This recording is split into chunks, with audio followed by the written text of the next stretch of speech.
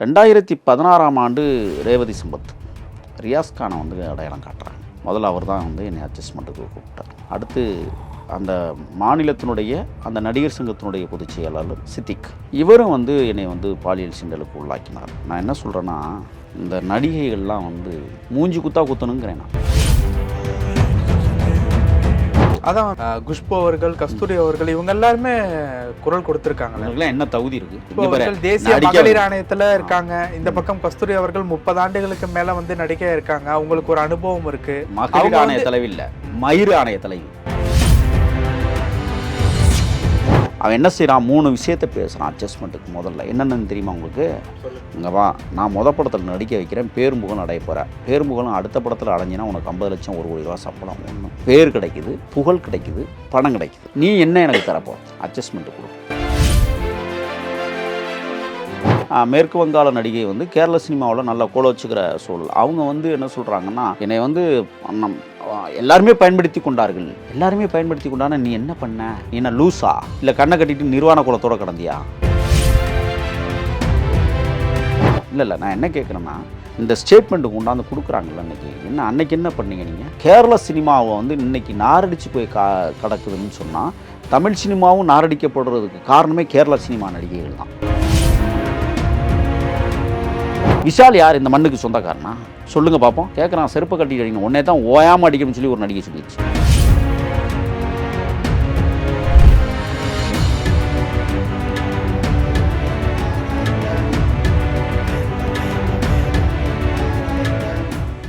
அன்பு நேயர்களுக்கு வணக்கம். இன்று நம்முடைய நிகழ்ச்சிக்கு திரு முகிலன் அவர்கள் இணைஞ்சிருக்காங்க. பல சுவாரஸ்யமான தகவல்கள் கேட்டு தெரிஞ்சுக்க போகிறோம். வணக்கம். வணக்கம். எப்படி இருக்கீங்க?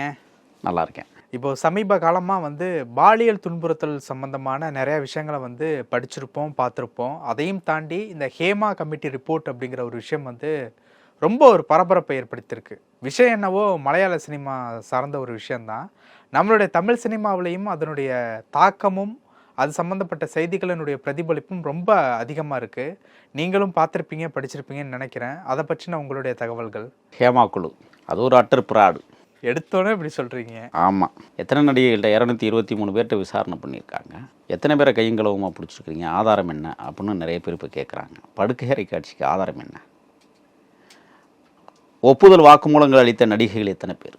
ஒரு சில பேர் இன்றைக்கி வந்து வெளியில் வந்து தனக்கு நடந்த துன்பியல்களை வெளியில் சொல்கிறாங்க. அது எல்லாத்தையுமா நீங்கள் ஆதாரமாக வந்து திரட்டி கொண்டாந்து உருட்டி பினராயி விஜயன் என்கிட்ட கொடுத்துருக்குறீங்க? இல்லை. இது எங்கே தொடங்குச்சுன்னு உங்களுக்கு தெரியுமா? பாவனா அவர்களுடைய வழக்கிலேருந்து. பாவனா வந்து ஒரு கம்யூனிஸ்ட போராளி, அது தெரியுமில்ல உங்களுக்கு?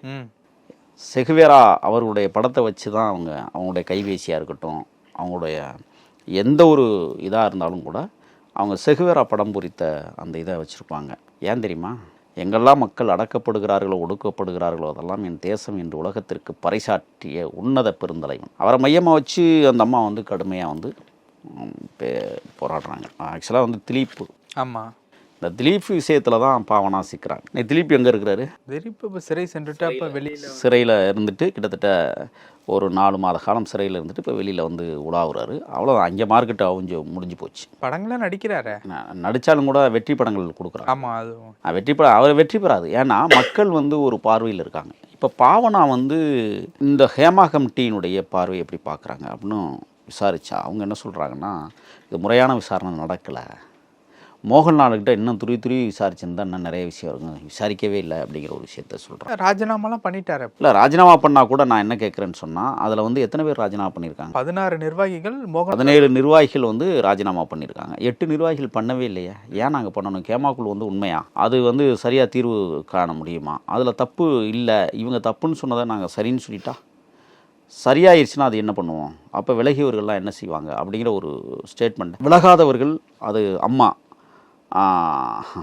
சினிமா உலகம் தெரியுமில்ல, கேரள சினிமா துறைக்கு பேர் அம்மா. ஆமாம். இப்போ அவங்க வந்து ஓப்பனாக சொல்லிட்டான், இது வந்து முழுசாக வந்து இல்லை அப்படின்னு அவங்க சொல்கிறாங்க. ஹேமா கமிட்டியில் நம்ம சொல்கிறதுக்கு முன்னாடி நிறைய விஷயங்கள் அங்கே என்ன நடந்திருக்குன்னு சொன்னால், கிட்டத்தட்ட நீதிபதிகள் குழு வந்து ஓய்வு பெற்ற நீதிபதிகள் குழு. இதில் என்னென்னா முக்கியமான விஷயம், இந்த குழுவில் யார் இடம்பெறணும்னா பாலியல் துன்புறுத்தல்களில் அதிகமாக பாதிக்கப்பட்ட நடிகைகள் அவங்க அந்த அந்த அந்த ஓய்வு பெற்ற நீதிபதிகளோட ஒருத்தராவது அதில் பயணிச்சிருக்கணும். அப்போ தான் அந்த வழி தெரியும். வழி தெரியாத நீதிபதிகள் போய் எல்லாத்தையும் தோண்டி எடுத்துட முடியாது. அனுபவப்பட்டவர்களுக்கு தான் அனுமானங்களை பற்றி தெரியும். அப்போ இப்போ இதில் என்ன நடக்குதுன்னா 2016 ஆண்டு ரேவதி சம்பத் ரியாஸ் கானை வந்து அடையாளம் காட்டுறாங்க. முதல்ல அவர் தான் வந்து என்னை அட்ஜஸ்ட்மெண்ட்டுக்கு கூப்பிட்டார். அடுத்து அந்த மாநிலத்தினுடைய அந்த நடிகர் சங்கத்தினுடைய பொதுச் செயலாளர் சித்திக், இவரும் வந்து என்னை வந்து பாலியல் சீண்டலுக்கு உள்ளாக்கினார். நான் என்ன சொல்கிறேன்னா, இந்த நடிகைகள்லாம் வந்து மூஞ்சி குத்தா குத்தணுங்கிறேன் நான். ஏன் அவங்கள இல்லை நான் என்ன கேட்குறேன்னா, இந்த ஸ்டேட்மெண்ட்டுக்கு உண்டாந்து கொடுக்குறாங்கல்ல அன்னைக்கு, அன்னைக்கு என்ன பண்ணீங்க நீங்கள்? என்னைக்கு பண்ணாலும் தப்பு தானே. இல்லை தப்புனா அவன் அழைக்கிறான், அவன் அட்ஜஸ்ட்மெண்ட்டுக்கு கூப்பிட்றான்னு அன்னைக்கே ஓப்பனாக சொல்லிட்டு போயிட வேண்டியது தானே. அன்னைக்கு இதுக்கு உண்டான சூழ்நிலை என்ன சூழல் இல்லைன்னு நீங்கள் நினைக்கிறீங்க? அப்படின்னா நடிப்பு நம்மளுக்கு வாய்ப்பு கிடைக்காதுங்கிற எண்ணத்திலானே நீங்கள் அட்ஜஸ்ட்மெண்ட்டுக்கு போனீங்க. அவன் என்ன செய்கிறான், 3 விஷயத்த பேசுகிறான் அட்ஜஸ்ட்மெண்ட்டுக்கு. முதல்ல என்னென்னு தெரியுமா உங்களுக்கு? இங்கே வா, நான் படத்தில் நடிக்க வைக்கிறேன், பேரும்புகழும் அடைய போகிறேன். பேரும்புகழும் அடுத்த படத்தில் அடைஞ்சினா உனக்கு 50 லட்சம் 1 கோடி ரூபா சம்பளம். ஒன்று பேர் கிடைக்குது, புகழ் கிடைக்குது, பணம் கிடைக்குது. நீ என்ன எனக்கு தரப்போகிற? அட்ஜஸ்ட்மெண்ட்டு கொடு. அப்போ அவங்க என்ன பண்ணாங்க, பேரும் வந்துடுது, பணமும் வந்துடுது, புகழும் வருதுன்னு சொன்னால் அப்போ வந்து ஏன் அட்ஜஸ்ட்மெண்ட்டுக்கு வந்து வரமாட்டாங்க? அவன் ஏன் ஒத்துக்கிறாங்க? முதல்ல எனக்கு இந்த மாதிரி தொழிலே தேவையில்லை. நான் கேட்குறேன், இன்றைக்கி வந்து கிராமப்புறங்களில் வந்து பவளக்குடின்னு ஒரு நாடகம் நடக்கும் தெரியுமா? ஹரிச்சந்திர மயானகண்டக நாடகம் நடக்கும், வள்ளி திருமண நாடகம் நடக்கும், மதுரை வீரன்னு ஒரு நாடகம் நடக்கும். இப்படியெல்லாம் எதுக்கு நாடகம் நடத்துகிறாங்க? அதில் நடிக்கிற நடிகர்கள் எங்காவது ஒரு சின்ன துரும்பு எங்காவது வெளியில் வந்ததுண்டா? அவங்கெல்லாம் உயிரை கொடுத்து உழைச்சி நடிக்கிறாங்க, இரவு முழுக்க பாடுறாங்க, இரவு முழுக்க ஆடுறாங்க. அதில் வந்து அவ்வளோ ஒரு அந்யோன்யமாக அந்த மக்களை வந்து ஈர்க்கிற விஷயத்தில் அவங்க தெளிவாக இருக்காங்க. இந்த நடிகைகளுக்கு, இங்கே இந்த திரையுலக நடிகைகளுக்கு என்ன தான் அப்படி பிரச்சனை? அவங்களுக்கு அங்கே அட்ஜஸ்ட்மெண்ட் நடக்குதா நடிகர் சங்கத்துகளில்?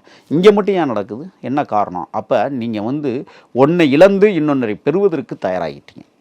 அதனுடைய அடிப்படை கூறுதான் இந்த அட்ஜஸ்ட்மெண்ட்டுங்கிறது திரையுலகத்தில் எழுதப்படாத சட்ட விதி. நீங்கள் கட்டாயமாக நீ வந்து எவனுக்கோ ஒருத்தனுக்கு படுத்தா தான் நீ வந்து பேரும்புகழும் அடைய முடியும்னு ஒரு விதியை தீர்மானித்து வச்சிருக்கிற அயோக்கிய கூட்டம் இன்றைக்கி வந்து சினிமாவோட இருக்குங்கிறதுக்கு எடுத்துக்காட்டு. இன்றைக்கி கேரள சினிமா வந்து ஹேமாக்குழு வந்து முழுசாக கொண்டு வரணும்னு தான் நம்ம சொல்கிறோம். ஆனால் ஏன் நான் ஒன்றும் அற்றுப்பிராடுன்னு சொன்னோன்னா, யாரையுமே அவங்க முழுசாக விசாரித்ததின் அடிப்படையில் இப்போ கொண்டே பினராயி விஜயன்ட்ட கொடுத்து இத்தனை பேர் நாங்கள் விசாரிச்சிருக்கிறோம், இதெல்லாம் குற்றச்சாட்டுகள் இருக்குது அப்படின்னு சொன்னாங்க. ஒரு சில நடிகைகள் மட்டும்தான் அதை முன்னுக்கு வந்திருக்கிறாங்க. பொதுவாகவே ஸ்ரீமிகா அம்ராஷ் மேற்கு வங்காள நடிகை வந்து கேரள சினிமாவில் நல்லா கோல வச்சுக்கிற சூழல். அவங்க வந்து என்ன சொல்கிறாங்கன்னா, என்னை வந்து எல்லாருமே பயன்படுத்தி கொண்டான, நீ என்ன பண்ண? நீ என்ன லூஸா? இல்லை கண்ணை கட்டிட்டு நிர்வாண குலத்தோடு கிடந்தியா? தப்பு இல்லை அது. அப்போ நீங்கள் முதல்ல படத்துக்கு வருகிறதுக்கு முன்னாடியே அட்ஜஸ்ட்மெண்ட் என்கிற ஒரு எழுதப்படாத விதியை ஒத்துக்கொண்டு தான் நடிக்க வருகிறார்கள். இல்லைன்னு எங்கள் யாராவது மறுக்க சொல்லுங்கள் பார்ப்போம். இன்றைக்கி வந்து நம்ம தமிழ் சினிமாவுக்கு அப்புறம் வருவோம்.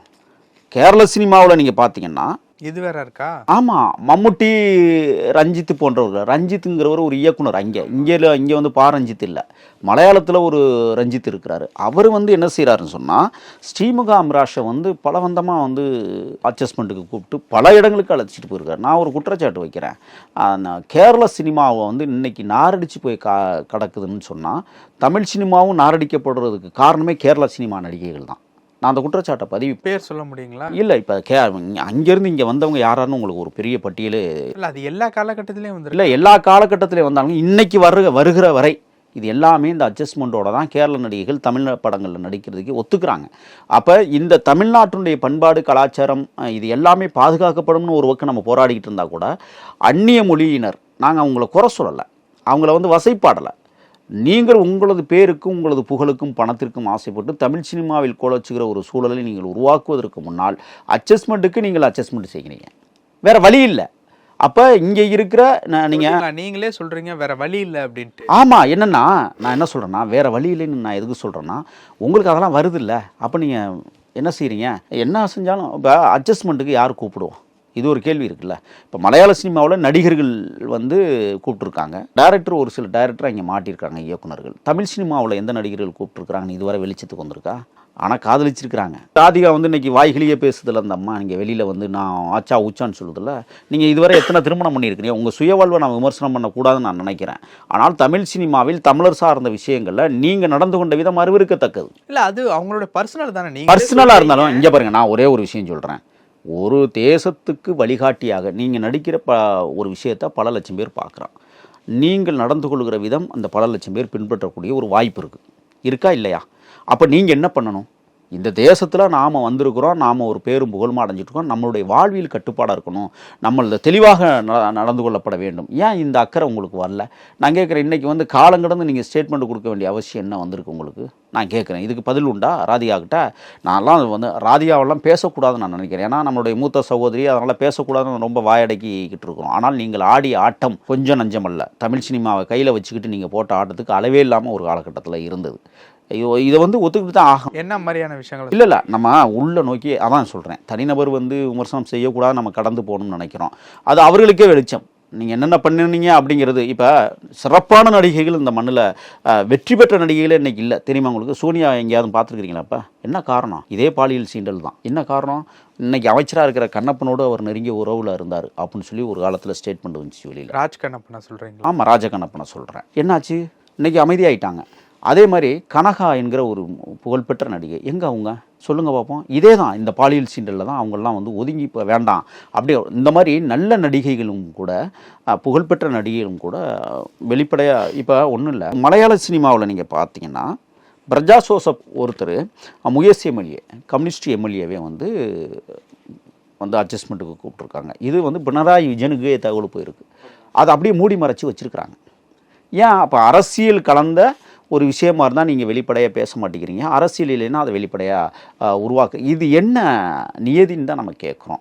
அதே மாதிரி இங்கே பார்த்தீங்கன்னா கீதா ஜீவன் என்கிற ஒரு கொச்சி திரைக்கதை எழுத்தாளர், அவங்களுக்கு பாலியல் சீண்டலுக்கு துளசிராமன் என்பவர் பலவந்தமாக வந்து பலமுறை வந்து கேட்டிருக்கிறார்.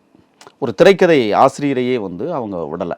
இப்போ வந்து அதே மாதிரி மெனுமுனிங்கிற ஒரு நடிகையை, நடிகர்கள் பாருங்கள், பின்னணி நடிகர்களாக நடிக்கக்கூடிய எல்லா படங்களையும் வரக்கூடியவர்கள், ஜெயசூர்யா, முகேஷ், மாரியம் பிள்ளை, இடைவேளை பாபு போன்றவர்கள் எல்லாம் இந்த மெனுமுனிங்கிறவங்கள பாலியல் சீண்டலுக்கு உள்ளாக்கியிருக்கிறதாக அந்த அம்மையார் இன்றைக்கி வந்து வெளியில் வந்து குற்றச்சாட்டு வச்சுருக்கிறாங்க.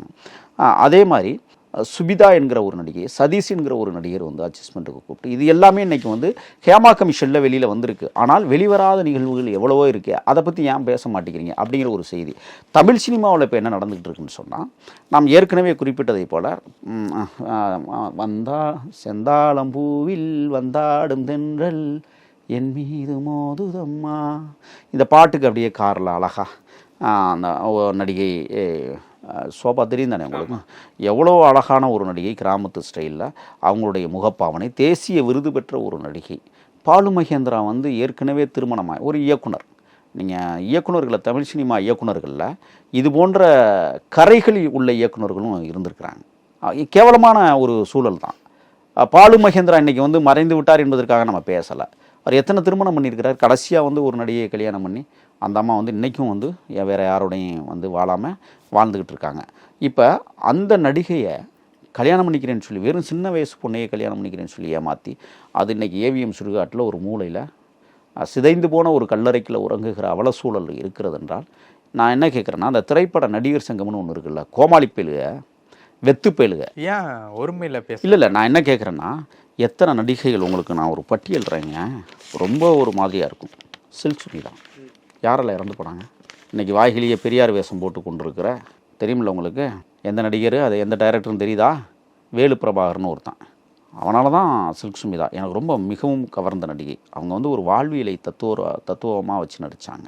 அவங்க வந்து திரையில் அப்படி வர்றாங்கன்னு சொன்னாவே அந்த திரையரங்கமே எந்திரிச்சு கைதட்டிய வரலாறுகள் உண்டா இல்லையா? ஒரு நல்ல நடிக்கிறது மட்டுமே தன் தொழிலாக வைத்து கொண்டு நடித்தான். அவருக்கு பின்னால் வந்து கசப்பான உணர்வுகளோடு கரைந்து போன ஒரு மாபெரும் நடிகை. அடுத்து குருநாள், என்ன காரணத்துக்காக செத்தாங்கன்னே தெரியல. மோனல், அதை போய் மோனலை போய் விசாரித்தா அவங்க அக்கா ஒரு நடிகருக்கு தெரியுமா? யார் மோனலுடைய அக்கா? யார்?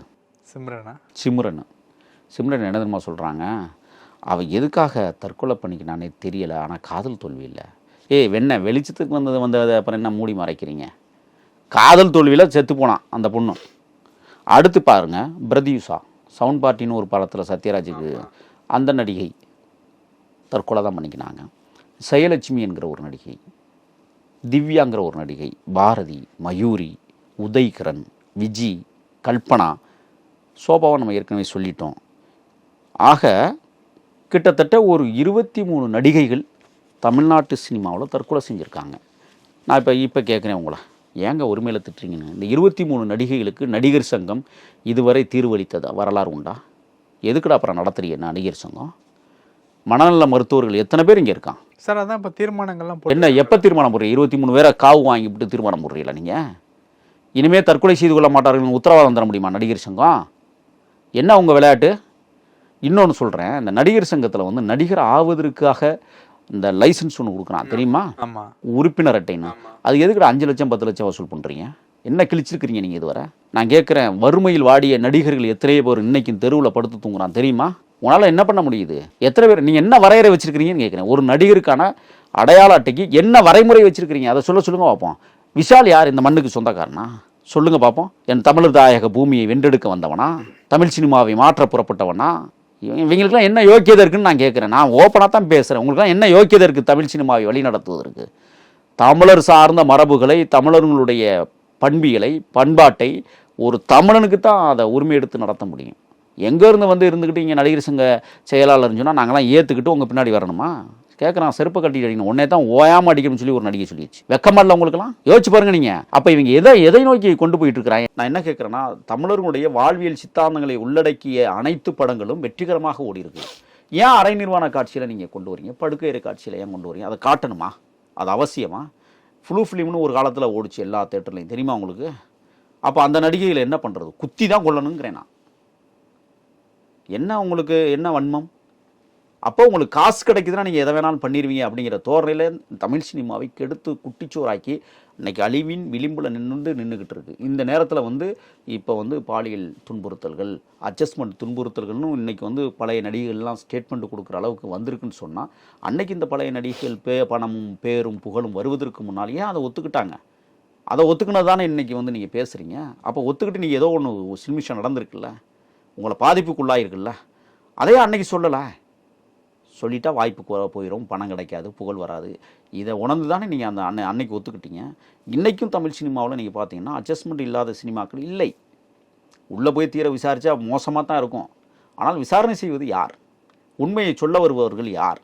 இதெல்லாம் மூடி மறைக்கப்பட்டு நீங்கள் தமிழ் சினிமாவில் நோண்டிங்கன்னா பெரிய நடிகர்லாம் மாட்டுறான். உண்மையை தான் சொல்கிறேன். இது சாதாரண அங்கே ஹேமா கமிட்டி போல் இங்கே ராமா கமிட்டின்னு ஒன்று அமைக்க வேண்டியது தான். அவ்வளவு மோசமான ஒரு சூழலை தமிழ் சினிமா அன்றைக்கு வரை சந்தித்திருக்கிறது. அதான் குஷ்பு அவர்கள், கஸ்தூரி அவர்கள், இவங்க எல்லாருமே குரல் கொடுத்துருக்காங்க. அவங்களுக்குலாம் என்ன தகுதி இருக்கு? ஏன் என்னாச்சு? இல்லை, நான் கேட்குறேன், இந்த நடிகைகளுக்குலாம் என்ன தகுதி இருக்கு தமிழ்நாட்டில் வந்து தமிழ் சினிமாவை பற்றி பேசுவாங்க? தேசிய மகளிர் ஆணையத்தில் இருக்காங்க. இந்த பக்கம் கஸ்தூரி அவர்கள் 30 ஆண்டுகளுக்கு மேல வந்து நடிகை இருக்காங்க. அவங்களுக்கு ஒரு அனுபவம் இருக்கு. மகளிர் ஆணைய தலைவி இல்லை, மயிறு ஆணைய தலைவி. கோபம் தான் வருது எனக்கு. மணிப்பூர்ல நிர்வாண கோலத்தோடு ஓட விட்ட போது இந்த மகளிர் அணி எங்கே போணுச்சு? நான் கேட்குறேன். கன்னியாகுமரி பள்ளியில் ஸ்ரீமதி மரணமுற்றால என்ன பண்ணுச்சு? 79 பேர் தாலி எடுத்துருக்குது கள்ளக்குறிச்சி சாராயத்தில். மகளிர் தானே தாலி எடுத்துருக்குறாங்க. என்ன பண்ணாங்க இவங்க? இந்த மகளிர் மயிர் ஆணைய தலைவி எங்கே போனாங்க? நான் கேட்குறேன். துப்புள்ள இவங்களுக்கெல்லாம் இதெல்லாம் ஒரு மயிர் ஆணைய தலைவிட்டு வெக்க கேவலமாக இருக்குது. வாயை கலப்பாதீங்க நீங்கள். இப்போ தமிழ் சினிமாவில் வந்து நாகரிகமான உடைகள் அணிந்து கருத்துக்களை சொன்னா மக்கள் ஏற்றுக்க மாட்டாங்களா? மக்களுக்கான வாழ்வியல் படத்தை வாழை போன்ற திரைப்படங்கள், தங்கலான் போன்ற திரைப்படங்கள் இந்த மக்களுக்காக உருவாக்கப்பட்டவை. பல படங்கள் இதே போல் நாம் பேச அழகின்னு ஒரு படம், அற்புதமான ஒரு வாழ்வியலை சித்தரித்த படங்கள், இது போன்ற திரைப்படங்கள், தவமாய் தவம் இருந்து, ஆட்டோகிராஃப் போன்ற அற்புதமான திரைப்படங்கள் இந்த மண்ணை செதுக்கி இருக்கிறது. புதிய கால படங்களை மட்டும்தான் நான் சொல்கிறேன். பழைய கால படங்கள் மக்களுடைய மனநிலையை செதுக்கியது. இப்போ வந்திருக்கிற திரைப்படங்கள் 1-2 மக்களை செதுக்கி இருக்கிறது. ஆக ஒரு நல்ல திரைப்படங்கள் வர வேண்டும் என்பதுதான் நம்மளுடைய ஆசை. அந்த வகையில் அதில் நடிக்கக்கூடிய நடிகர்கள், நடிகைகள் யாராக இருந்தாலும் எந்த விதமான பாதிப்பும் இல்லாமல் அவரவர் விருப்பத்திற்கு ஏற்றார் போல ஒரு நல்ல தமிழ் சினிமாவை உருவாக்க வேண்டும் என்பதுதான் தொடர்ந்து நாம் போராடிட்டு இருக்கோம். நிறைய விஷயங்கள் பேசணும். நேரத்துக்கு ரொம்ப நன்றி. நன்றி.